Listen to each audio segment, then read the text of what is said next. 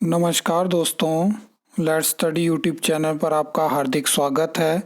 I hope आप अच्छे होंगे, स्वस्थ होंगे। इस वीडियो में हम हिमाचल प्रदेश में पैरा वर्कर्स के बारे में बात करेंगे। उनकी क्या क्या पॉलिसी है, कितनी रिक्रूटमेंट हो चुकी है, आने वाले टाइम में क्या और रिक्रूटमेंट हो सकती है, सारी चीज़ों के ऊपर हम बात करेंगे। और आपने भी अपने आसपास देखे होंगे जो पैरा पंप ऑपरेटर हैं, पैरा फिटर हैं, मल्टीपर्पज़ वर्कर हैं, तो उनके लिए क्या पॉलिसी होती है, कैसे रिक्रूटमेंट होती है, उन सब चीज़ों के ऊपर हम बात करेंगे।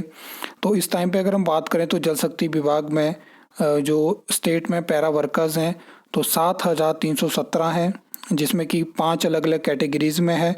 सबसे पहले पैरा पंप ऑपरेटर और पैरा फिटर की रिक्रूटमेंट होती है। 2017-18 से ये शुरुआत होती है। उसके बाद 2020-21 में मल्टीपर्पज़ भर्ती की शुरुआत होती है। 2022 में पैरा कुक और पैरा हेल्पर भर्ती की शुरुआत होती है। तो ये कैटेगरी और कितने इस टाइम पे पैरा वर्कर्स हैं उनकी संख्या आप देख सकते हो। अगर हम पॉलिसी की बात करें तो इस टाइम पे जो पैरा पंप ऑपरेटर और पैरा फिटर हैं तो जो रेगुलर पोस्ट रहती है जूनियर टेक्नीशियन पंप ऑपरेटर की और जूनियर टेक्नीशियन फिटर की, तो उसमें पंप ऑपरेटर के लिए 15% का क्राइटेरिया रहता है और इसके फिटर के लिए 10% का क्राइटेरिया रहता है। अगर हम मल्टीपर्पज़ की बात करें तो 8 साल के बाद जो बेलदार की पोस्ट जल शक्ति विभाग में रहती है तो उसमें मल्टीपर्पज़ के लिए 20% का कोटा रहता है। और ये चीज़ जो है वो अभी सरकार के पास विचाराधीन है। पंप ऑपरेटर और फिटर के लिए ऑलरेडी ये क्राइटेरिया पूरा मेंशन्ड है, लेकिन ये जो मल्टीपर्पज़ वर्कर हैं उनके लिए अभी विचाराधीन है। और पैरा कुक और पैरा हेल्पर के लिए कोई भी ऐसी पॉलिसी नहीं है। तो ये चीज़ है। बाकी इसके अलावा अगर हम बात करें तो आपने देखा होगा कि वाटर गार्ड की भी रिक्रूटमेंट होती है, जिसमें अभी संख्या के तौर पे अगर हम बात करें तो बताया जाता है कि प्रदेश में 6,000 के आसपास वाटर गार्ड हैं।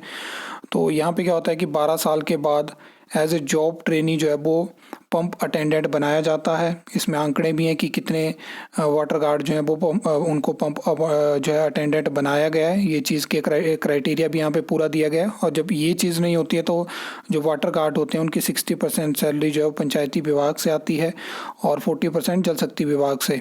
तो ये कुछ कैटेगरी ऑफ पोस्ट हैं जो कि जल शक्ति विभाग में रहती हैं और पैरा वर्कर्स हैं, यहाँ पे वाटर गार्ड हैं, तो ये इनके लिए पॉलिसी रहती है और ये सारा क्राइटेरिया रहता है। अब इसमें फ्यूचर की रिक्रूटमेंट की बात करें तो लगातार यहाँ पे रिक्रूटमेंट आपको डिवीज़न वाइज देखने को मिलेगी और लगातार सरकार इस भर्ती को करती रहती है, क्योंकि इसमें आपको कोई टेस्ट देखने को नहीं मिलता है। एक परफॉर्मा बनाया जाता है जिसमें कि आपकी क्वालिफिकेशन के मार्क्स होते हैं, सारी चीज़ें होती हैं और स्क्रूटनी होती है डॉक्यूमेंट्स की। तो डिवीज़न वाइज आती है, तो हो सकता है कि नेक्स्ट ईयर आपको और नई वैकेंसी देखने को मिले। कुछ डिवीज़न की आती रहती हैं। अभी आपने देखा होगा नगरोटा बगवां की वैकेंसी निकली है, तो उसका जो टेलीग्राम ग्रुप है वहाँ पर मैं जानकारी देता रहता हूँ। आई होप आपको वीडियो अच्छी लगी होगी, इन्फॉर्मेटिव लगी होगी।